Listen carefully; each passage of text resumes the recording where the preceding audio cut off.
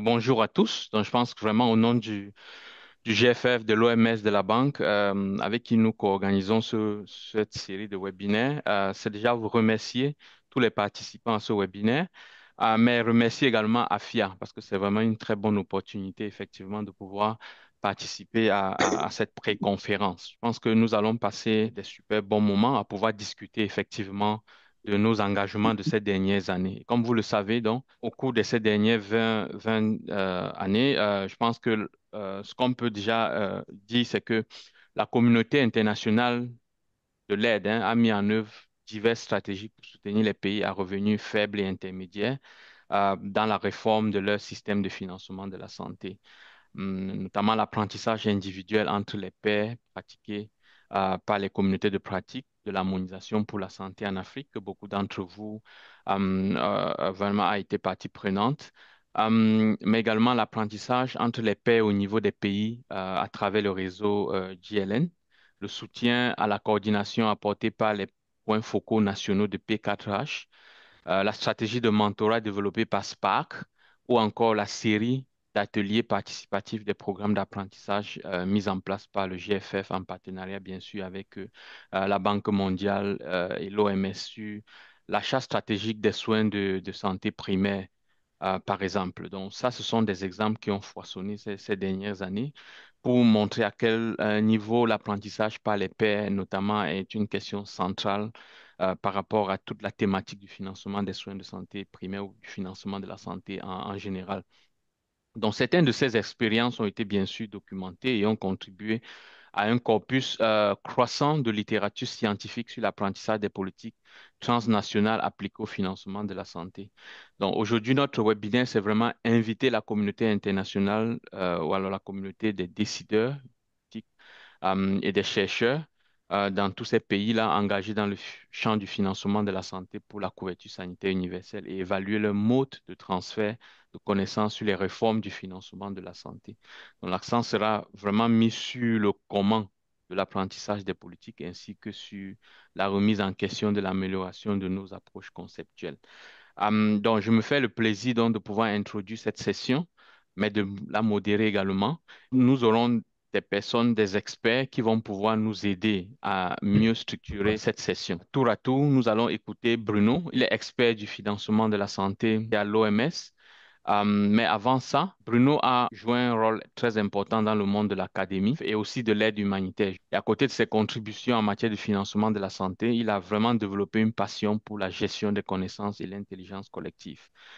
Fondateur de Premier Plan et facilitateur de plusieurs communautés de pratique, il a aussi conduit des travaux de recherche sur les systèmes de santé apprenants. Il va nous faire une présentation conceptuelle du policy learning. Et ce qui est intéressant, c'est que Bruno va un peu nous amener à regarder ce qui s'est passé à peu près durant les 40 dernières années, ce qui concerne le financement de la santé en Afrique. Après Bruno, nous allons écouter Nouria. Nouria qui est consultante du GFF en financement de la santé. Elle est chercheuse en économie de la santé et chargée de cours en politique de santé et système de santé. Depuis plus de 20 ans, elle travaille avec divers gouvernements dans l'analyse, le développement et la mise en œuvre de leur stratégie de financement de la santé. Donc, après ces deux présentations, nous allons entrer dans une autre phase qui sera la phase de panel. Nous allons discuter, hein, ce sera plus une discussion pour mieux comprendre certains enjeux. Et nous aurons dans ce panel Alison Gamble-Kelly qui soutient les réformes locales, les processus participatifs, la réforme et le renforcement des systèmes de santé depuis plus de 30 ans. Son attention va au-delà du renforcement des écosystèmes, à la valorisation des expériences régionales, à l'apprentissage collectif et à la collaboration multisectorielle pour soutenir les objectifs sociétaux ambitieux à travers l'Afrique, notamment la CSU. Nous aurons également Serge Mayaka, qui est expert en financement de la santé auprès de l'OMS. Il porte un intérêt particulier aux questions de renforcement des systèmes de santé et de réforme du financement de la santé. Il est également le point focal P4H et enseigne la politique et le financement de la santé à l'école de santé publique de Kinshasa. Donc, à côté de Alison et Serge, nous aurons plus tard, après le panel, Jean-Paul Dossou, qui est directeur du Centre de recherche en reproduction humaine et en démographie, le CERUD à Cotonou. Il a une longue expérience de recherche en santé, de la conception à la capitalisation des connaissances. Il a une pratique personnelle de la facilitation des processus politiques complexes centré sur l'apprentissage, notamment en rapport sur l'achat stratégique en santé. Il est également l'ancien président de OneHealth et membre du conseil d'administration de AFIA. Joël également, nous aurons le plaisir de l'avoir avec nous. Il est secrétaire général actuel du ministère de la Santé et de l'Hygiène publique du Burkina Faso. Et dans le cadre de son activité académique antérieure à l'université Joseph Kizebo de Ouagadougou, il a mené plusieurs travaux de recherche sur comment intégrer l'apprentissage au cœur des processus des politiques de santé. Et Diane Karenzi est responsable technique en financement de la santé pour l'OMS Afro, avec plus de 15 ans d'expérience au niveau régional. Elle a contribué au développement des systèmes de santé du Rwanda, mais dans de nombreux pays africains également. Et donc, sans plus tarder, j'aimerais inviter Bruno pour qu'il nous fasse donc sa présentation conceptuelle du policy learning. Et à partir de là, ça nous donnera une bonne fondation pour pouvoir aller sur les prochaines étapes de nos échanges de ce matin. Donc, thank Thanks, you, Bruno. Isidore. Thanks, everyone. So I will indeed do some framing right now. I will introduce some core concepts, and I will also quickly review the history of health financing and how policy learning have been key for health financing. Let's start with the basics, and I will just focus on two terms that will come back through this webinar. Learning. What do we mean by learning? The learning is the updating of knowledge, beliefs, and action based on lived or witnessed experiences, analysis, or social interaction. So we do learning every day as individuals. We can learn as group, and we can learn also as for health policy. So policy learning is learning applied to policy making processes. So the policy making processes is organized in different steps. And at each step, of course, you can do some learning. You can do learning on the problems, on the solutions, on the implementation, or the results of your policy, for instance. There are different ways to do learning. And my main message here is really to recognize that it's not only science and expertise. When we think in terms of learning, of course, we think of scientists, the body of evidence, the research which has been done abroad or in your own country. We think of experts coming to the country, for instance, or experts in the country. But there are different ways to learn for policy. And this is really findings from scholars, but it's quite obvious as well. We can, of course, learn from experience. This is learning by doing. You can learn by executing policies, executing orders. But there are some situations where there is a lot of uncertainty, there is no evidence yet, no one is really expert, and there you can tap collective intelligence. You can go to deliberation, exchange ideas, brainstorming. This is also a way to learn. And then another learning process which is important in policy making is when you do policy making, obviously you negotiate with stakeholders.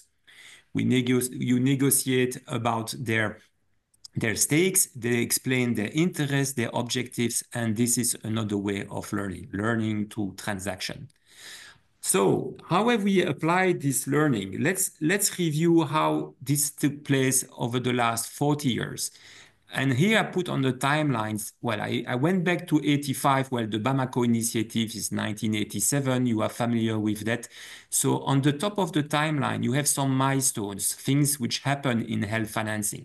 So CBHI, community-based health insurance in the late 90s, performance-based financing in the early 2000s, abolition of user fees.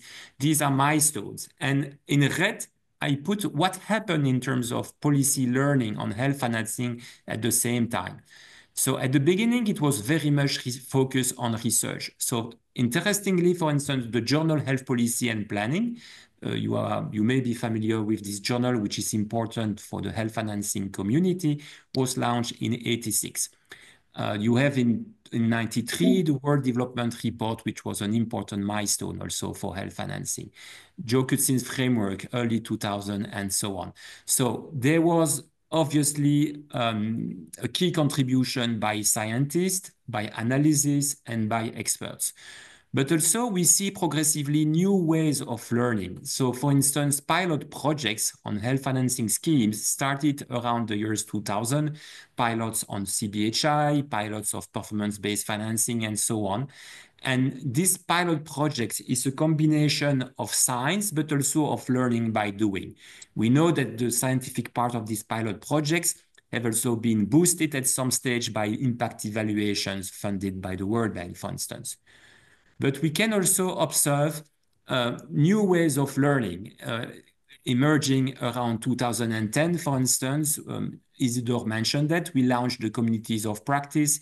It was also the date of the launch of the JLN network. And interestingly, because we are today also in Kigali for the AFIA conference, the AFIA as an association, as a conference, was started at the same time. More recently, webinars became very popular after COVID, and so it's another way to enhance learning. And then just to flag also that I put health financing progress metrics. Tomorrow there will be a session in Kigali where Matthew Jowett will present that policy tool, which I think is really a tool to structure policy learning on health financing as well.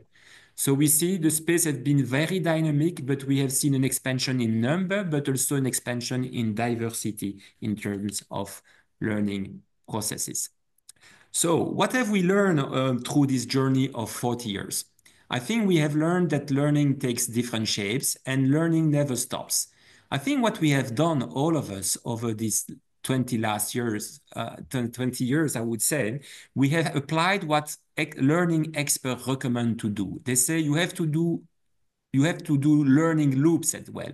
So we have, for instance, the first loop, we have learned on health financing interventions. Today, we know much more on health financing schemes. We know much more on health insurance or free healthcare, for instance. But we have applied also the second loop of learning. We have learned on the objectives of health financing. Today, we know we have moved from the MDGs to the SDGs, and we have adopted UHC as an objective. It matters a lot. We have learned also on the importance of learning and the central role of learning. And we have moved, for instance, in terms of understanding of what we call learning health system. I would like to share this slide, this framework. In 2018, when we were with the communities of practice, we have asked exactly that question. How can countries develop their learning systems for UHC? And we have reviewed the cases of 6 countries. And we developed this framework, which is adapted from Garvin. And let me explain you this framework. You have 3 blocks. For learning to take place, you need leadership. You need leadership really, and this is the yellow box, which the yellow arrow, the leadership gives the direction. The leadership say, we are ready to learn, we are ready to take risk, and as a boss, I'm ready to hear your criticisms, for instance. That's an important block. A second block is that the context, the environment, the culture of the organization, the culture of the Ministry of Health must be supportive to learning. There must be appetite for self-criticism, discussion, conversation, disagreement, looking at the evidence. This is a culture, and it's important for your system to mature, to have this culture. And then the last block is the practical processes for learning. So this is where you implement learning strategies to enhance your learning with 3 main steps. The step of accessing new information, the second step of combining this information with your knowledge and making new analysis. And the most important step, of course, is that you enact this learning into your action. You change your course because you have understood new things. So with Nuria just speaking after me, we will see an example of this learning process strategy, and we will understand how you can be structured and you can have well-thought approaches to these learning strategies. Okay, so I hope this framework will be useful later on for your discussion in the parallel breakout sessions. So very quickly, so this is a webinar. We wanted to have a very interactive webinar. So you will go to breakouts later on. You will have breakout in Kigali, but you will have also digital breakout online. And for each breakout, we will ask you to reflect to one specific question. So very quickly, these questions relate to what I just explained. We have to reflect on how we can do the best learning strategies at country level. We have to understand the barriers and the enablers. And then I think it's time also, given the current situation worldwide, we have to reflect what will be the implications of the substantial reduction of aid on our learning strategies and country level. So Isidore, thank you. I will stop here, and then I think Nuria, now it's up to you to present our recent experience with the GFF and WHO. Thank you. Thank you so much, Bruno, for this fascinating presentation. And what I'm going to be talking to you about today is our attempt, and by our attempt, I mean the World Bank, the WHO, and the Global Financing Facility, the GFF, to turn these principles into an initiative to try and support learning around strategic purchasing for primary healthcare. So the context within which this initiative sits is that we are all very clear that primary healthcare is a cornerstone to achieve universal health coverage. I think the evidence is very clear on this. Nevertheless, the financing for primary healthcare remains absolutely insufficient, absolutely ineffective, and that is obviously an enormous issue, and we need to think about how we can try and address this. What we have also noticed is that whilst there is a lot of promises and commitments that have been made towards better financing for primary healthcare, the purchasing function in particular, but not only, is lagging behind. And the purchasing remains mostly passive in a lot of our countries, of low and middle income countries. There is a lot of evidence, though, as Bruno has outlined.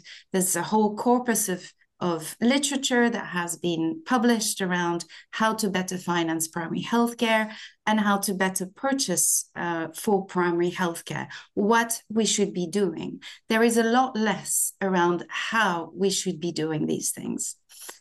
And what we've also noticed is that there is often an issue with the traveling between the global level evidence, the country level evidence, and the cross-country conversations. And that is a real issue, this traveling, this translating of evidence from global to country and from country to global.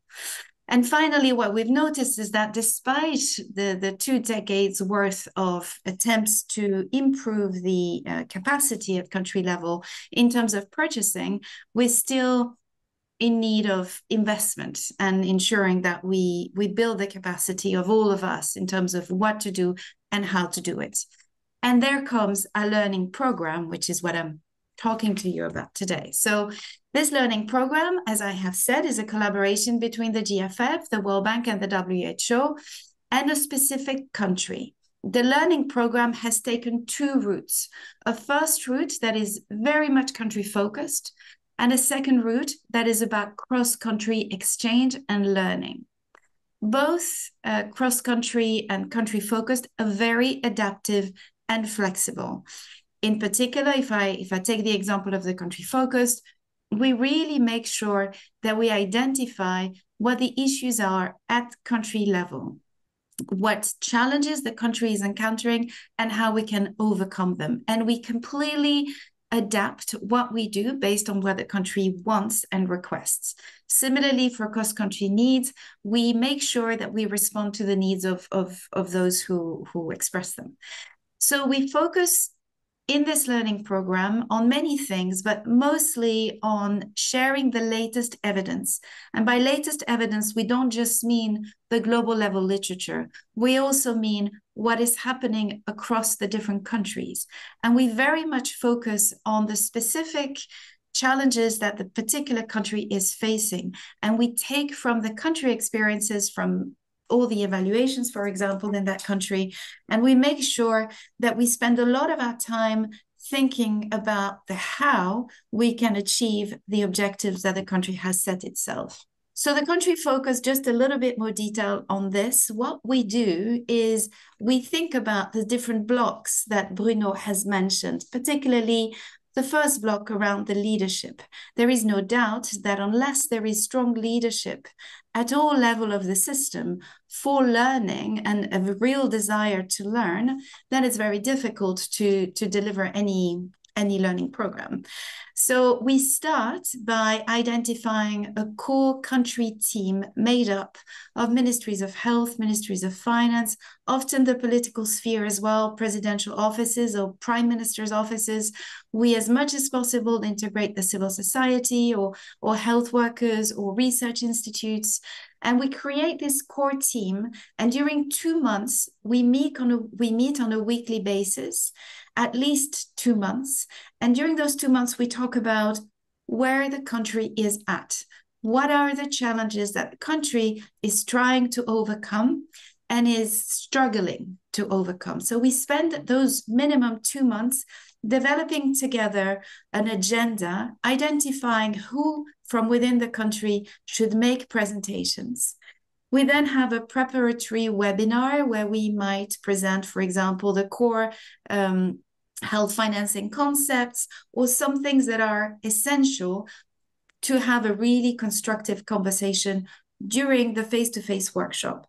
These face-to-face workshops, I'll talk about it in a second, but what is key to say is that they really build on these months of exchanges, and they bring an element of joy and fun to what sometimes can be perceived as a rather unappealing subject, health financing.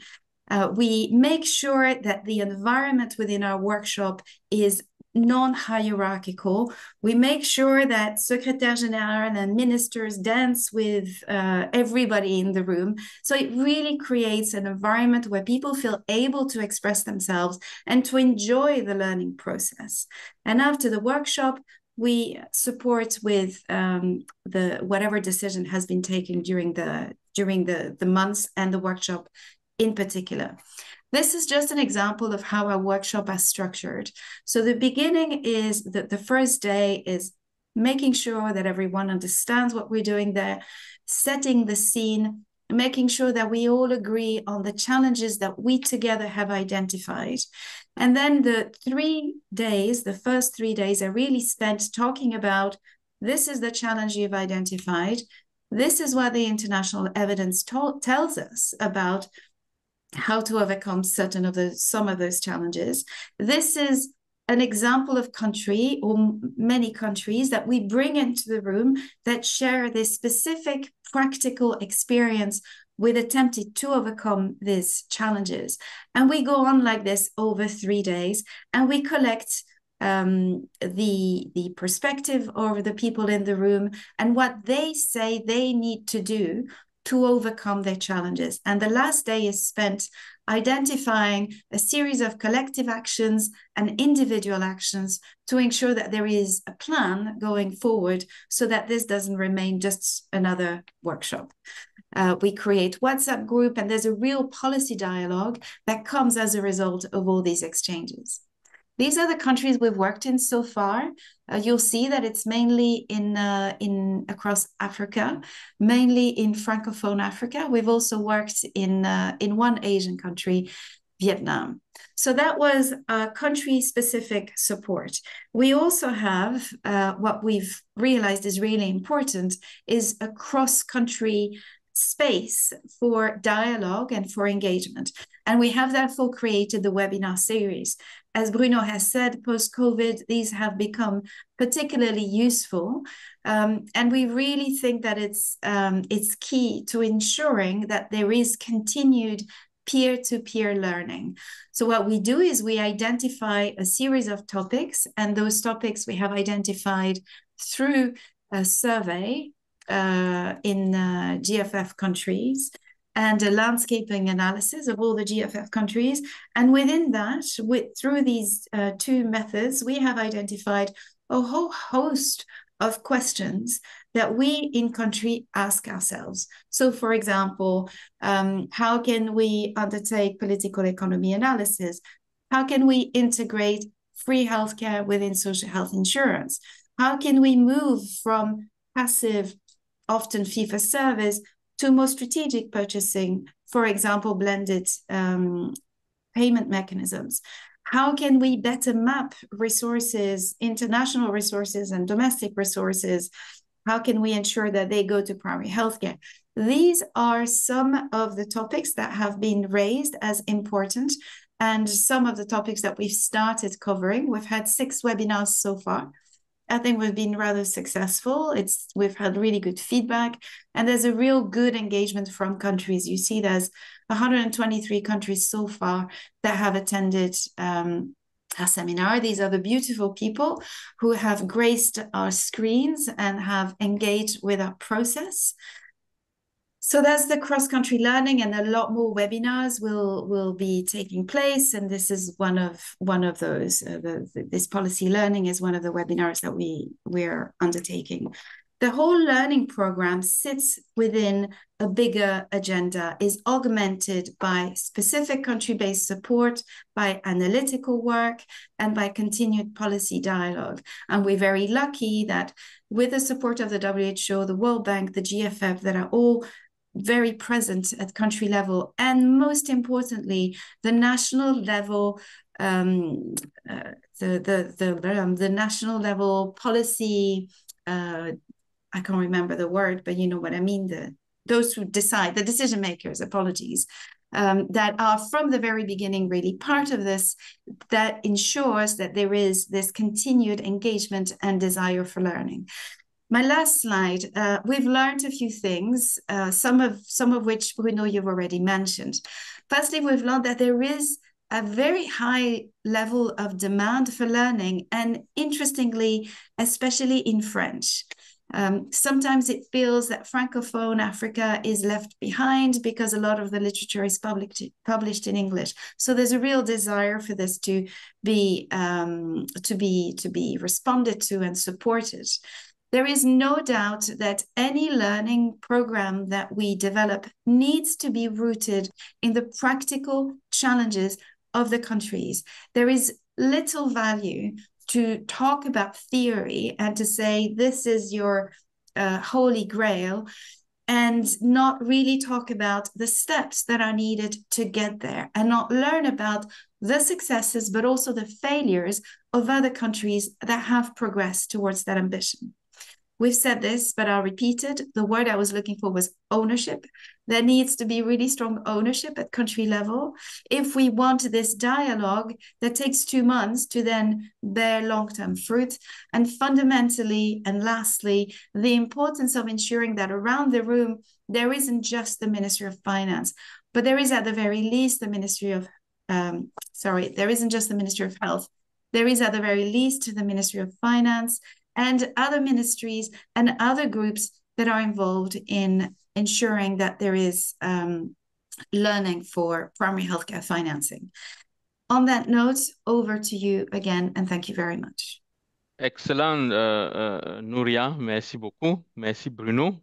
Je pense qu'avec la présentation conceptuelle du policy learning qu'on vient d'écouter de la part de Bruno, avec cet exemple concret d'un programme d'apprentissage, je pense que là, nous sommes servis. Mais comme on le disait tantôt, il y a plusieurs initiatives qui ont été développées ces dernières années. Donc, ce que Nouria a présenté n'est qu'un un exemple de ce qui s'est présenté dans le champ de la question du financement de la santé ces dernières années. Donc, nous allons poursuivre nos discussions. Et pour ce faire, nous allons donc je vais accueillir avec moi dans le panel Alison et Serge. Alison, que vous connaissez très bien, je l'ai introduit tout à l'heure. Elle a été, en fait, nous avons cheminé, ça fait déjà plusieurs années que nous avons cheminé ensemble, et sans doute beaucoup d'entre vous également.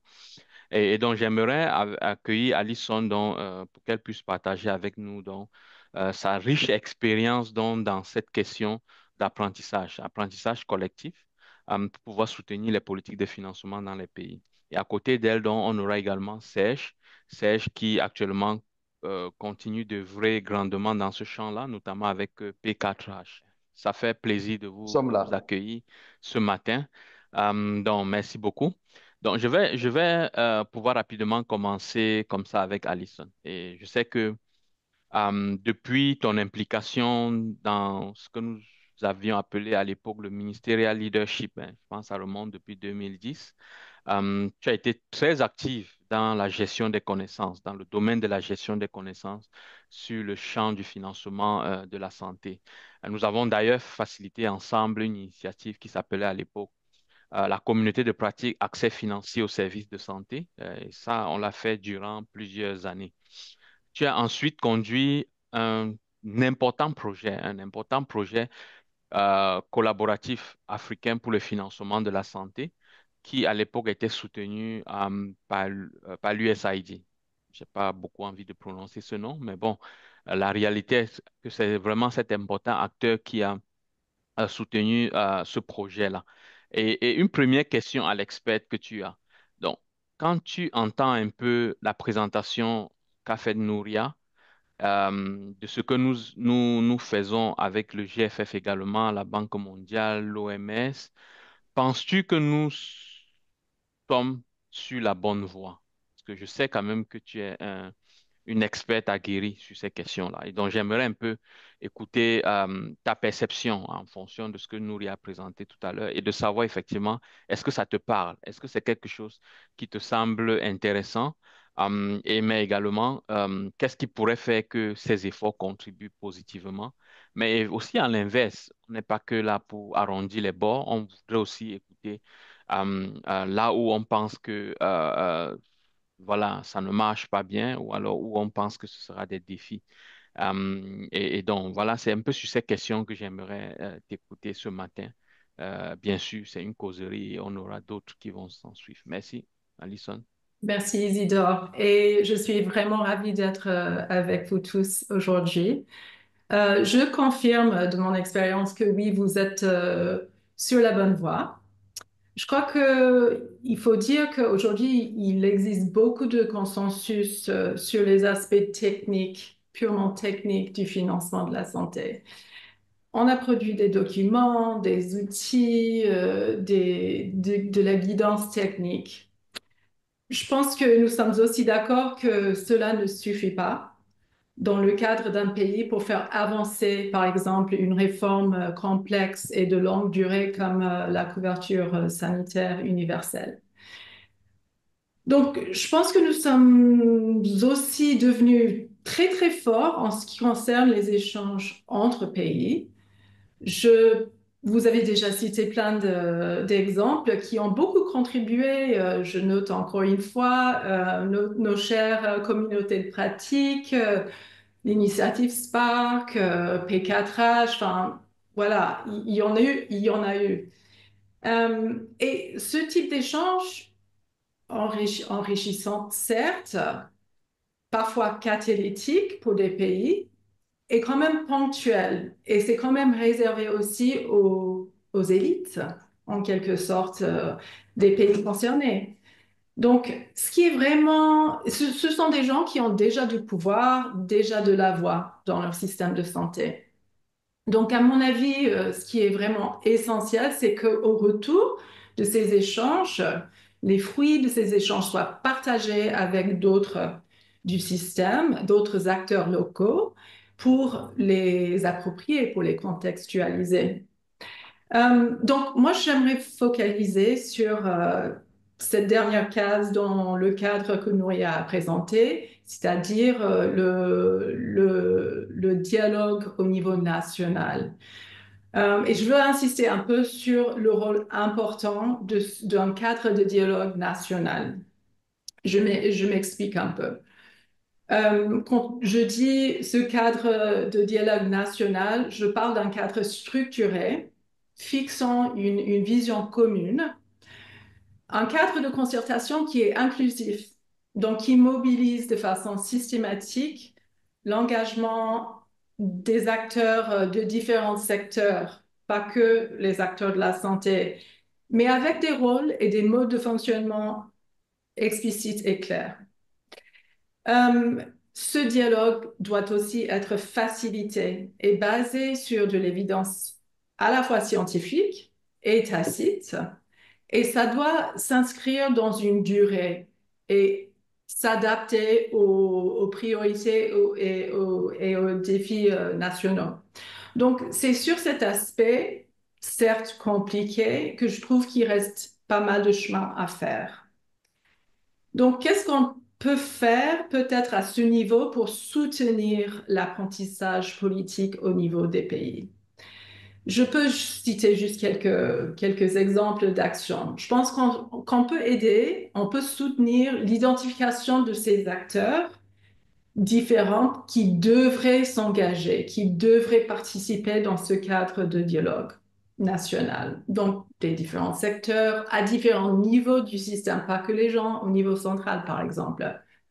Je pense qu'on peut aussi contribuer à structurer ce cadre de dialogue, bien définir les rôles des uns et des autres, les fonctions qui doivent être claires et sa place pérenne dans un écosystème. C'est très, très important.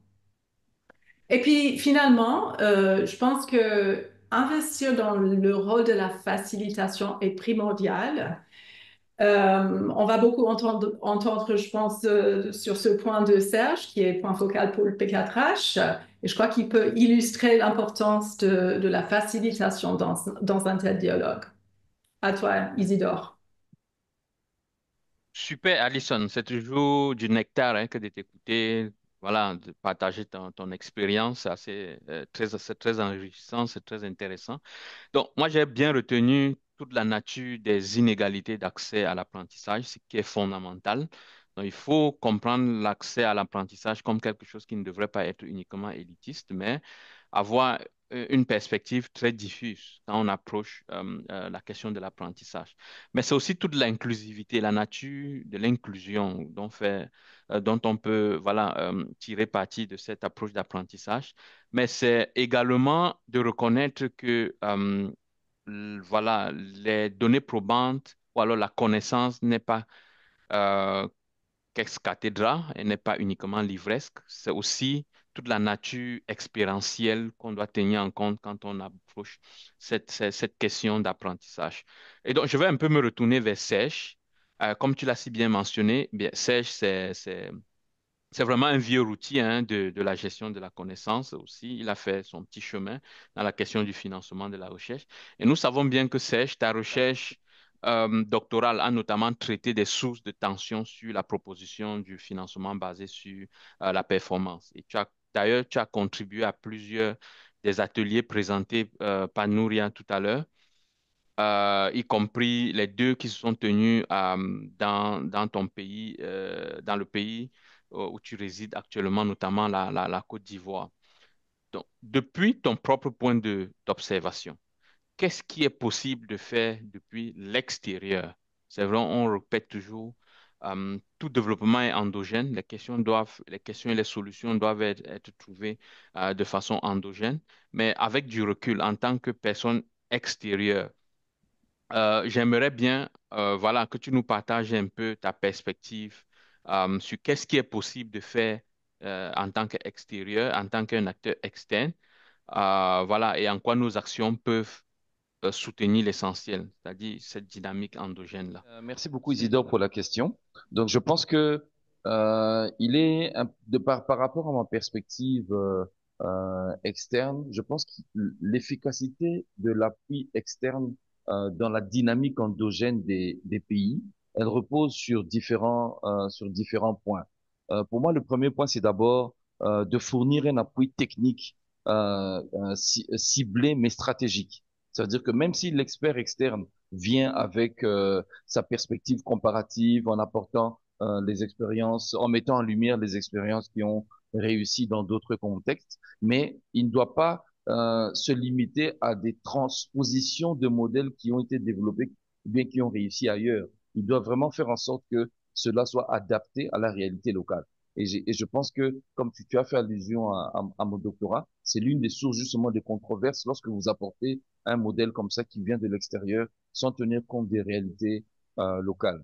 L'appui externe doit également tenir compte de l'importance de renforcer les capacités nationales à travers des formations, à travers des échanges avec les pairs, à travers le soutien de la recherche, à travers l'animation des plateformes de partage d'expériences. Il faut vraiment renforcer les capacités nationales et encourager la gestion des connaissances qui ressortiront de tous ces différents échanges, de tous ces différents dialogues.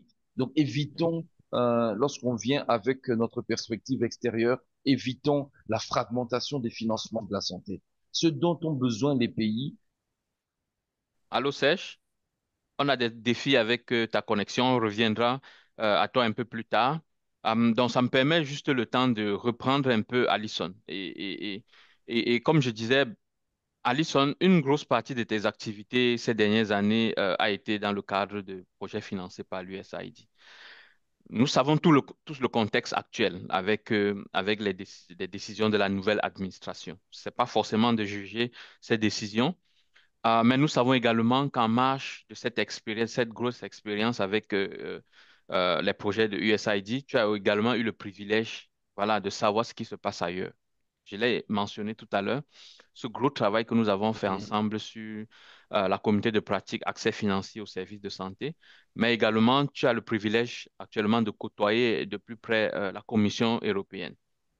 Alors, selon toi, quelles sont les implications des décisions justement de la nouvelle administration américaine en matière d'apprentissage politique sur les questions de couverture sanitaire universelle? Qu'est-ce qui inquiète en fait finalement dans cette décision?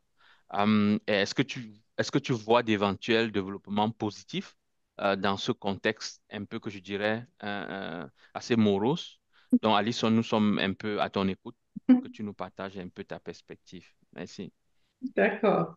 Oui. Bon, d'abord, je veux dire clairement que la façon dont l'administration américaine s'est désengagée dans le domaine de la santé mondiale est aberrante. C'était conçu pour maximiser les dégâts. Donc, beaucoup de personnes en souffrent, les conséquences et les effets touchent quasi tous les secteurs. Et ça déclenche énormément d'incertitudes et de chaos. Donc, ceci aussi dans un contexte d'autres réductions assez massives dans les budgets d'aide au développement. Cela dit, je pense que c'est quand même une énorme opportunité de recadrage. Nous sommes témoins à la fin d'un système d'aide au développement qui était beaucoup trop centralisé, beaucoup trop verticalisé, qui crée beaucoup de fragmentation dans nos systèmes de santé au niveau des pays bénéficiaires.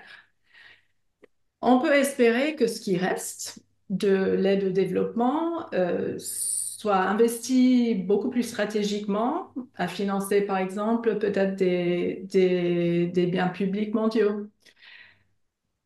Mais je dirais que le champ est grand ouvert pour les pays africains de reprendre en main leur système de santé. Certes, les conditions sont loin d'être idéales, mais c'est vraiment le moment pour des réformes courageuses. À court terme, il s'agira de combler des gaps, clairement, mais sur le moyen terme, le long terme, je pense que c'est à chaque pays de définir ses priorités, de mobiliser les capacités et les ressources pour faire fonctionner un système de santé qui produit un maximum de bien-être pour sa population. Ce sera un travail de longue haleine, hein, c'est clair, et un engagement beaucoup plus que technique. Je pense que ce serait surtout politique et social. Et je dirais que l'apprentissage politique deviendra essentiel pour naviguer la suite. Voilà ce que je peux dire sur cette ambiance morose, comme tu l'as si bien dit. Merci beaucoup, Alison. C'est toujours très intéressant de t'écouter. Et je pense que d'ailleurs, nous le reconnaissons tous, l'histoire des nations nous les enseigne. C'est vraiment dans des moments de grands défis, hein, dans les moments difficiles, que les bonnes réformes parfois se mettent en place. Et je pense que par expérience, aucun pays ne se construit dans des moments, je dirais, de routine. C'est vraiment, comme on dit, c'est là où c'est quand on fait face à des grands défis qu'on est sujet à, voilà, à mettre en place des réformes les plus solides. Et donc, Serge, j'espère que tu es de retour avec nous et que ta ligne s'est améliorée. Donc, je Oui. sais que Serge, tout au long de ta carrière hein, au niveau de ton pays, qu'est la RDC, bien sûr, ou aujourd'hui, bien sûr, en international, tu as pu observer les efforts des pays pour améliorer leur politique de financement de la santé. Alors, selon toi, quels sont les plus grands obstacles, je dirais, ou alors quels sont les motifs d'espoir? Oui, merci beaucoup et désolé pour la petite interruption, le petit souci technique de tout à l'heure. Effectivement, par rapport à ma petite expérience, les plus grands obstacles que j'ai pu constater, et je pense que si on a eu à suivre les présentations de ce matin, je pense que vous avez eu également à l'entendre, c'est d'abord l'insuffisance des ressources domestiques dans plusieurs de nos pays et aussi la dépendance à des financements extérieure. Et cette insuffisance des ressources domestiques, elle est vraiment exacerbée avec toutes les difficultés que ces pays rencontrent dans la mobilisation des recettes fiscales. Ça, c'est un point également important. Et ce que j'ai dit tout à l'heure également, c'est la fragmentation du financement de la santé avec ces problèmes de coordination des acteurs qui font qu'il y a beaucoup de pertes d'efficience en matière de financement de la santé. Il y a également ces questions qu'on a eu abordé dans l'un des webinaires, c'est la faiblesse de l'achat stratégique dans plusieurs de ces pays qui auraient pu améliorer l'efficience et même la faiblesse des mécanismes de protection financière qu'on constate également. Il y a également les défis, de grands défis en termes de gouvernance, des défis en termes de transparence dans l'exécution budgétaire. Hélène est revenue sur ça lors de sa présentation de ce matin et également l'impact des crises externes et des crises économiques. Vous voyez un peu les pays, la situation dans laquelle les conflits dans lesquels sont les conflits dont sont victimes plusieurs de nos pays qui font que cela a un impact important sur la santé. Et peut-être pour te relancer un peu Oui, sèche, oui, je sais que tu as été, et en fait tu es encore hein, le point focal P4H. Peut-être que tu oui. peux davantage construire un peu sur ce rôle-là que tu as. Est-ce que tu peux rapidement, par exemple, nous expliquer, euh, voilà, qu'est-ce que en fait, un point focal P4H essaie de faire jour le jour? OK. Qu'est-ce que ce rôle, voilà, contient? En quoi cela contribue-t-il ou non, par exemple, à l'apprentissage politique?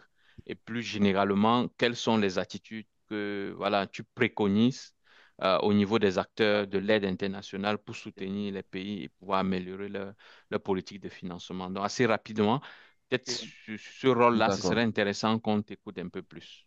En gros, le rôle du point focal P4H dans un pays, c'est vraiment une personne qui joue un rôle d'interface entre ou de facilitateur entre les différents acteurs qui sont impliqués dans le financement de la santé et dans la protection sociale.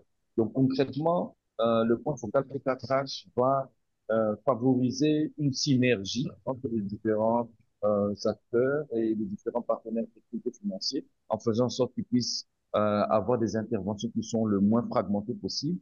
Il va également favoriser l'apprentissage politique et la gestion des connaissances, qui est vraiment un échange entre les différents acteurs qui se partagent de l'information, de sorte que cette information qui sera partagée va faire en sorte qu'ils puissent mieux communiquer sur les différentes interventions et réduire le plus possible les risques d'incohérence ou de manque de synergie dans leurs interventions.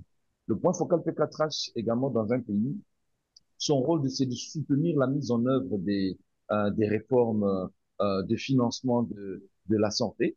Et il a également le rôle de créer un espace de dialogue qui soit neutre et inclusif. C'est-à-dire que la force de P4H, c'est vraiment cette plateforme neutre où tout le monde se retrouve et qui permet aux différents acteurs d'être confrontés à d'exposer leur vision et d'arriver à identifier des bons compromis acceptables dans leurs interventions. Super, merci beaucoup, Alors, Serge. Peut-être juste pour terminer ce panel avec Alison, hein. Alison, avec le recul que tu as, comment définirais-tu le succès en matière d'apprentissage politique pour le financement de la santé. Je te renvoie par exemple à la ligne du temps présentée par Bruno. Donc, quelles sont les actions qui ont eu un effet et peut-être parfois même par les voies non envisagées par leurs initiateurs? Je suis convaincue quand même que ces initiatives que nous avons citées d'apprentissage entre pays, ils ont grandement contribué à préparer, à baliser un peu le chemin pour l'apprentissage politique au niveau pays. Euh, je pense qu'ils nous ont permis d'apprécier des capacités et des compétences vraiment critiques pour nos systèmes de santé, c'est-à-dire la facilitation, la co-création.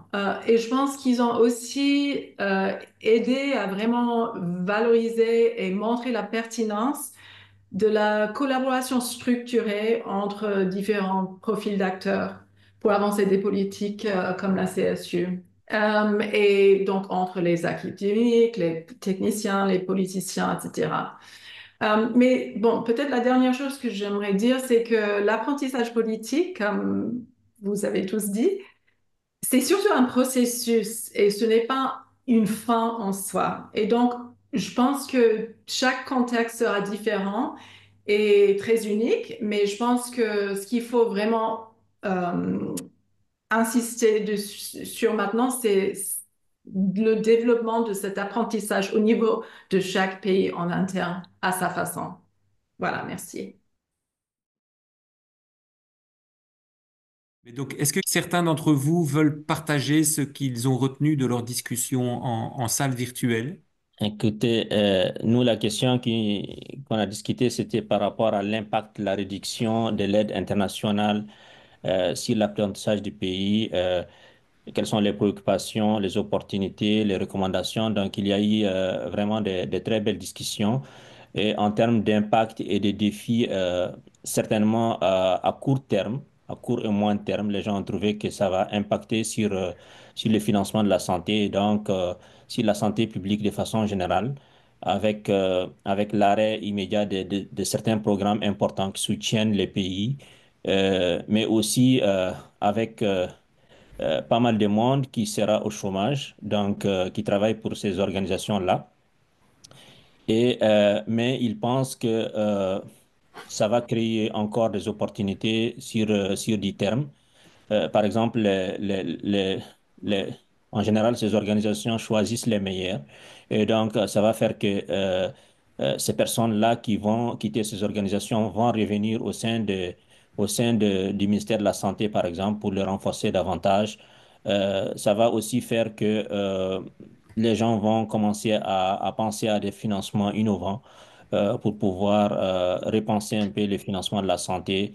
Ça va faire en sorte que les gens vont réorienter les financements aussi au lieu d'investir davantage dans la guerre, dans les armes. Probablement, ça va les amener ou les forcer à investir dans la santé, ce qui peut être aussi un facteur de stabilité dans les pays. Ça peut aussi, voilà, donc il y a eu vraiment de très belles discussions. Je pense que on a essayé de noter au maximum dans le tableau. Voilà, merci beaucoup. Merci beaucoup, Mohamed. Et je vais continuer à faire la facilitation par fluidité. On attend que Kigali, donc pour que vous compreniez tout ce qui se passe, on attend que Kigali termine sa session de délibération et on écoutera les rapporteurs de différents groupes de Kigali dans quelques instants. Mais on profite du temps que nous est laissé pour vous écouter, vous. Alors, je vois que Samuel Nahak, tu as levé la main. Ok, merci. Je suis Samuel Hanak du Cameroun. Alors, dans notre session, il était question de voir qu'est-ce qui peut faciliter l'apprentissage au niveau des politiques de financement de la santé. Alors, on a pu ressortir un certain nombre de choses, mais pour le cas spécifique du Cameroun qu'on a pu relever, on a pu identifier qu'il faudrait qu'il y ait une synergie entre les différentes administrations qui s'occupent du financement de la santé. On veut parler ici, par exemple, du ministère de l'économie, du ministère de la santé publique, du ministère des finances, parce que le ministère des finances et économie ont souvent certains outils qui ne sont pas totalement accessibles au ministère de la Santé publique, généralement pour l'utilisation des financements qui ont été mis à disposition dans les formations sanitaires et autres. Et on a au départ ce qui a été mis à disposition, mais on n'a pas à la fin ce qui a été totalement utilisé par ces différentes administrations-là. Ce qui ne permet pas souvent d'avoir toutes les formations en termes de données pour pouvoir affiner les politiques qui sont généralement élaborées. L'autre chose, c'est que généralement, il y a un processus d'apprentissage qui est généralement mis en place au niveau du ministère de la Santé publique. Mais ce qu'on a pu constater à notre petit niveau, c'est que parfois, ce sont des réunions qui sont spécifiques à un certain nombre de domaines. Ce n'est pas global. Et même si c'est spécifique, souvent, on ne fait pas un rapport global de telle sorte qu'on puisse mettre à disposition de ceux-là qui peuvent élaborer les politiques. Donc voilà un peu ce que nous avons dit par rapport à à d'autres groupes. Merci.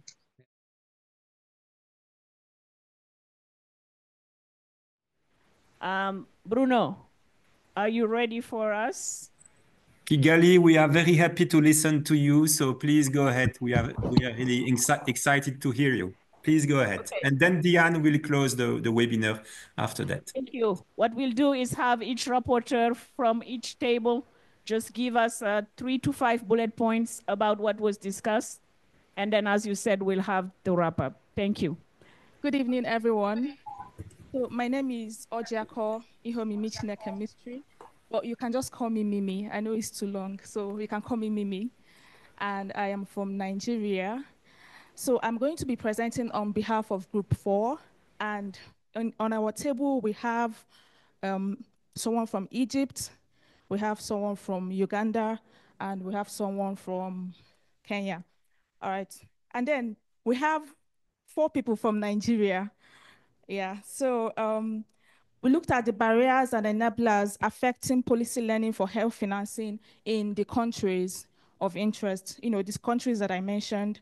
And the first one is old mindset and denial. Okay, so where you have a lot of old people in the system, do you understand? So it tends to make things a bit old-fashioned.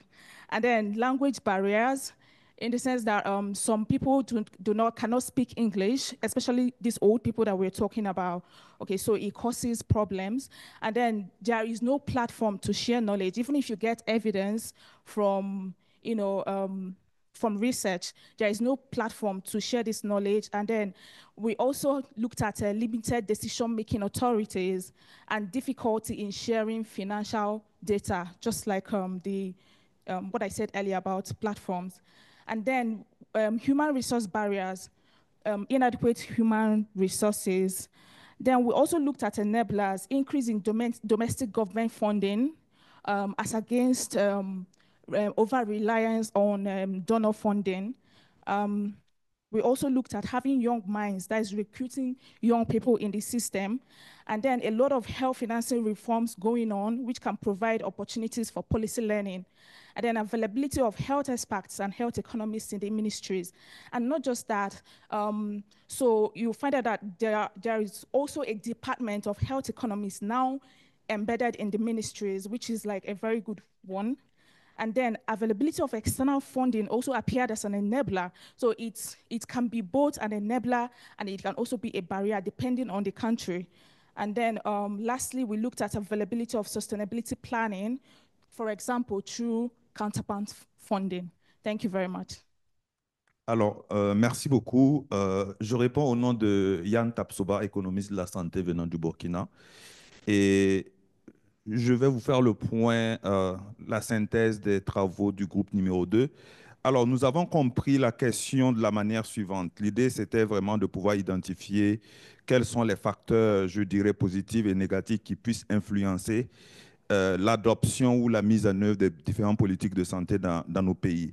Alors, nous les avons regroupés en 4 modalités: les facteurs d'ordre politique institutionnel, les facteurs sociaux, les facteurs économiques et les facteurs relatifs à la question de la planification.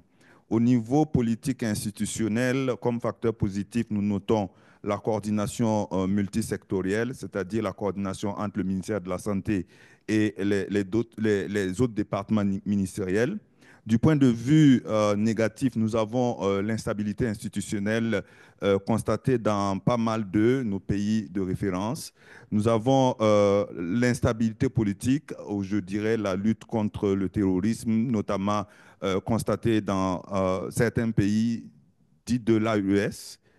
Et nous avons aussi l'environnement géopolitique. Alors, au niveau social, euh, les facteurs positifs sont plutôt reliés à l'implication même de la société civile, l'engagement citoyen.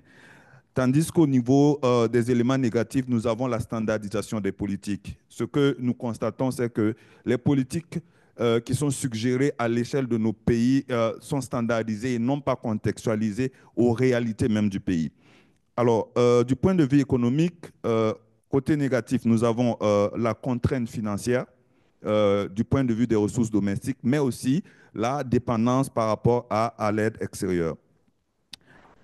Du point de vue négatif, nous avons la dépendance par rapport à la vision des bailleurs, mais aussi le désalignement entre ce que le pays a comme priorité et ce que le bailleur voudrait apporter comme appui. Je finirai par le volet planification. Le débat parlementaire, le meilleur moment pour le ministère de la Santé, pour les acteurs, d'influencer la décision en faveur d'une priorisation accrue en faveur du secteur de la santé.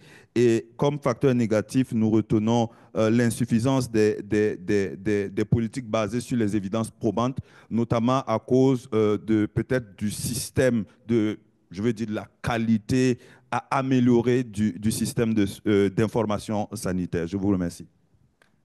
Merci beaucoup. Merci. Yeah, thank you.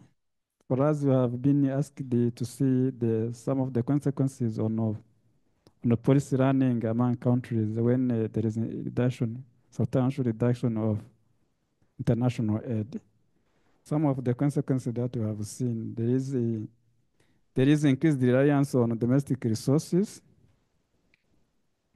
which will be having the pressure to improve local resource mobilization, because there will be reduction for external aids, so the country will be forced to see different ways to increase domestic resources. And also, secondly, there will be decreased innovation and adaptation, decreased innovation and adaptation, whereby when there is a decrease in resource for funding of intervention, there will be stagnation of policy innovation. All policies regarding to innovation can be stopped due to the lack of financial resources. There will be also a limited experimentation, and the pilot program will not be scaled up to different interventions or different areas. There will be also a delayed or abandoned reforms.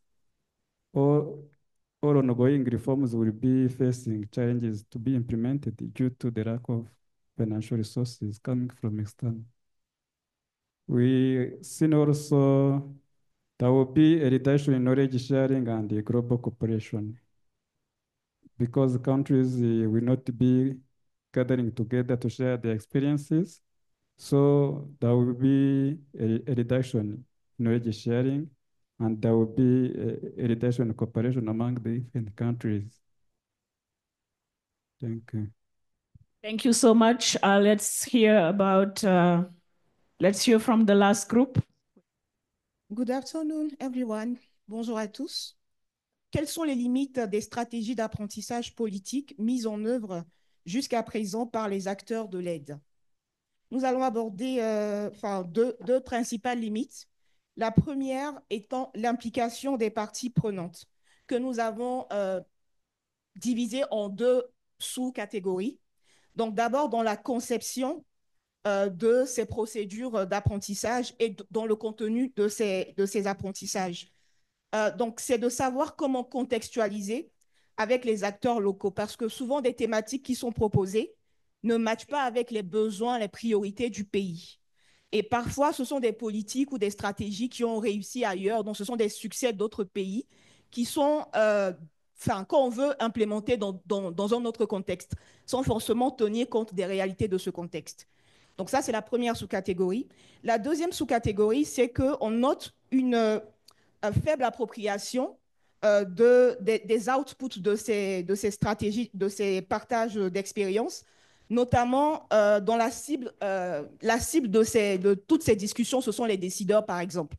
Donc, on ne sait pas comment, parce que les techniciens souvent ont des difficultés à remonter on va dire ces outputs-là aux décideurs.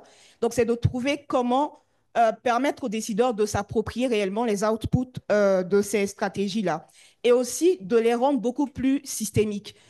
Essayer d'impliquer d'autres acteurs parce qu'aujourd'hui, on est conscient du fait que la santé n'est pas un fait comment dire, un fait qui doit être pensé de façon restreinte. La santé est multidimensionnelle, on parle des déterminants sociaux de la santé. Donc, c'est de voir quand on discute d'une question, quels sont les autres acteurs, d'autres secteurs qui peuvent être impliqués. Est-ce que la société civile n'aurait pas sa place dans ces partages d'expériences? Voilà. Alors, la deuxième grosse limite, c'est un manque de mécanismes de suivi-évaluation de tout ce qui est appris. L'absence de feuille de route pour tester non seulement la mise en œuvre, mais aussi pour voir si, quand ça a été mis en œuvre, est-ce que ça a vraiment résolu les problèmes ciblés. Voilà. Je prends juste l'exemple, une anecdote rapide pour terminer. J'étais à une conférence aussi internationale et j'ai croisé un acteur du ministère de la Santé qui me dit, on parlait de P4R. Et il me dit, mais votre histoire de P4R, là même, c'est quoi? On a fait un voyage d'études, on nous en a parlé, on nous a dit ce que c'était, mais j'avoue que je n'ai pas bien compris. Donc, on a dû lui réexpliquer. Mais pour ce voyage d'études, combien de ressources ont été dépensées pour, in fine, se rendre compte qu'il n'a pas bien compris, en fait, ce que c'était que le P4R? Merci. En tout cas, merci beaucoup.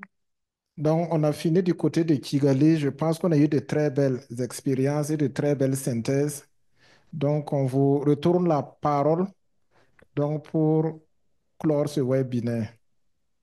Merci à vous, Joël et Sophie. Merci à tous les participants dans la salle à Kigali. On a pris beaucoup de notes. On voit que les discussions ont été très fécondes et c'est très intéressant de vous écouter.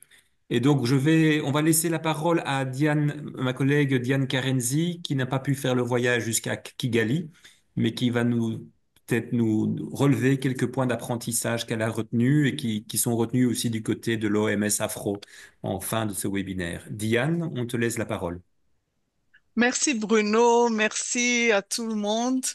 This is to first thank all facilitators for their expertise, their guidance and efforts in making this meeting a success.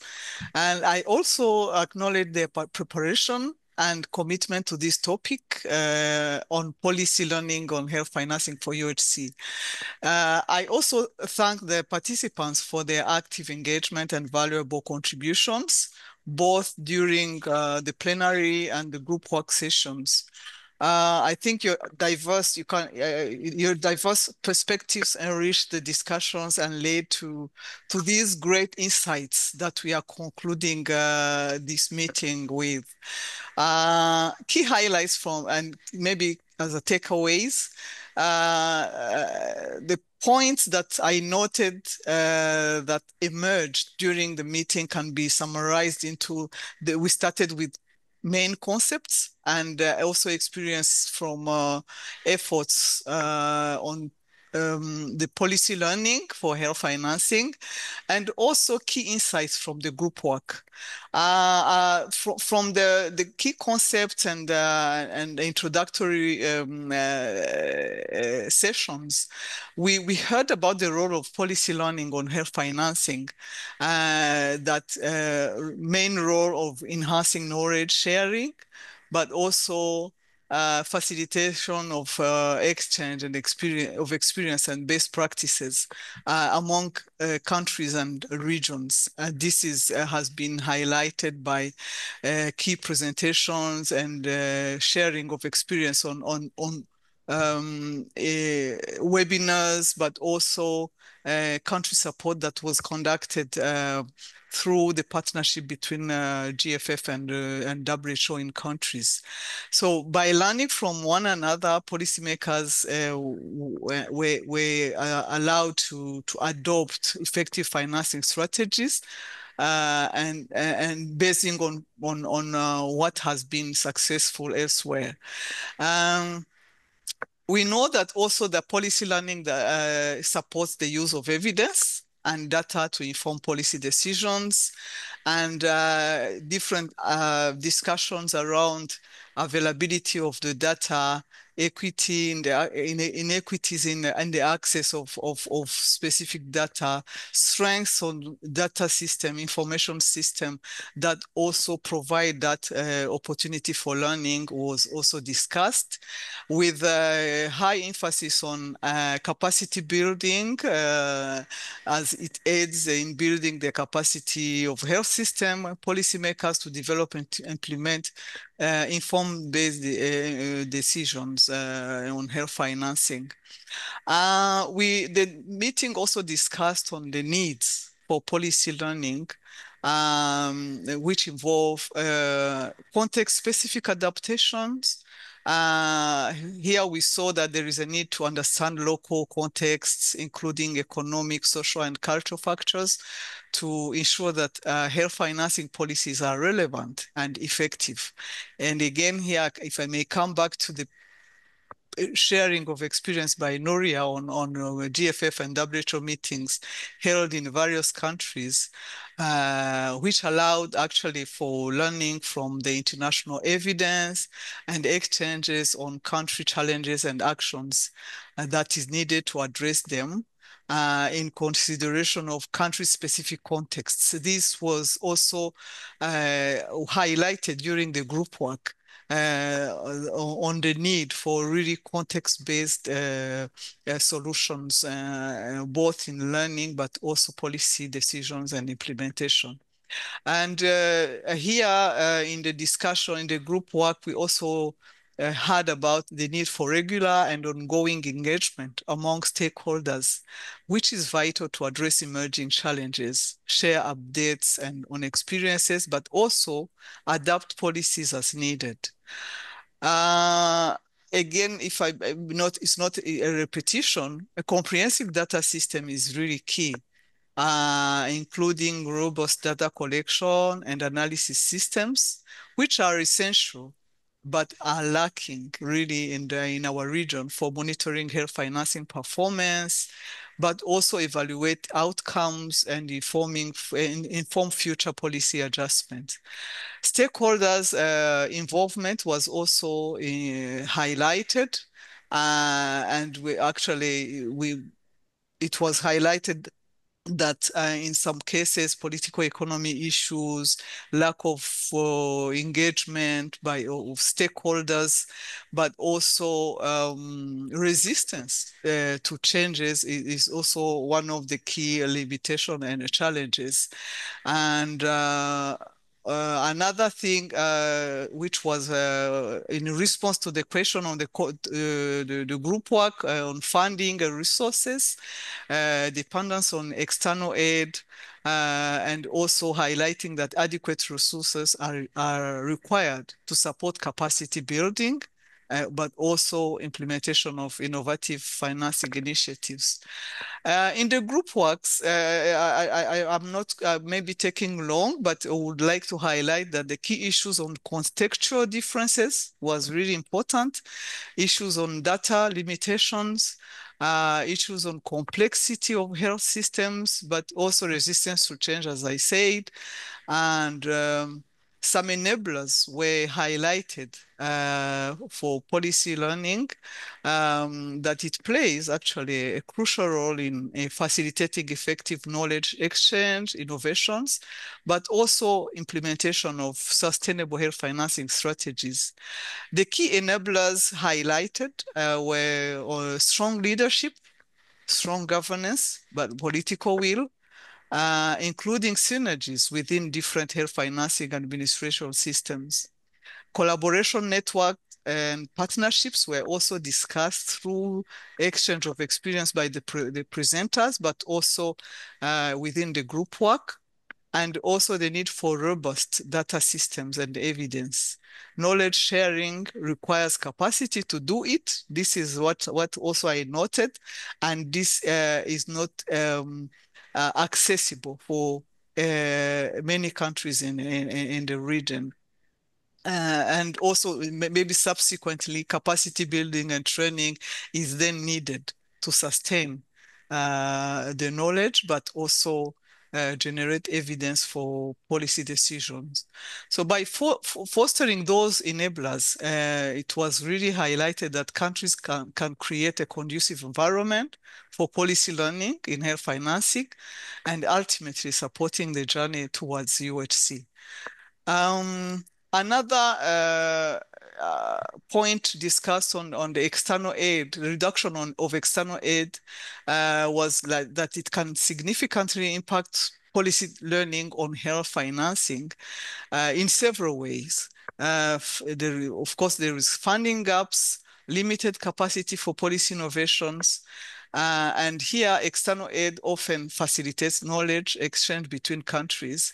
So its decrease can limit access to international best practices and lessen opportunities for comparative learning. And there is also an impact on equity, making it harder for the governments to promote equitable health financing policies that ensure access to all.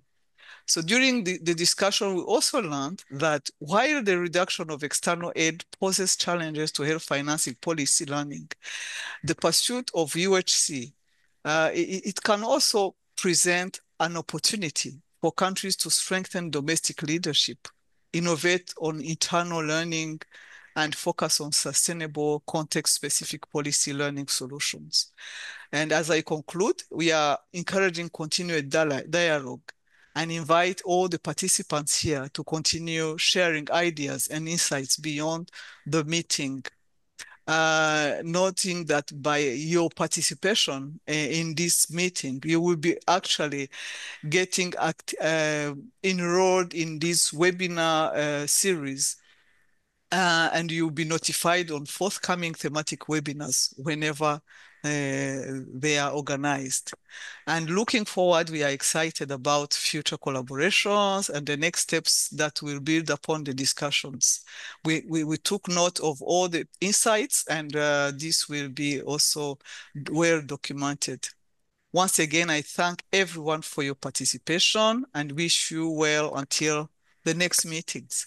Thank you for the facilitators, the participants, the IT system. Thank you. Thanks, Diane. Nothing to add. And on your screen, everyone, you see the next topics: cartographie des dépenses de santé, resource mapping for health expenditure tracking, health financing as an enabler of the rollout of new models of care for PHC with the experience of Brazil.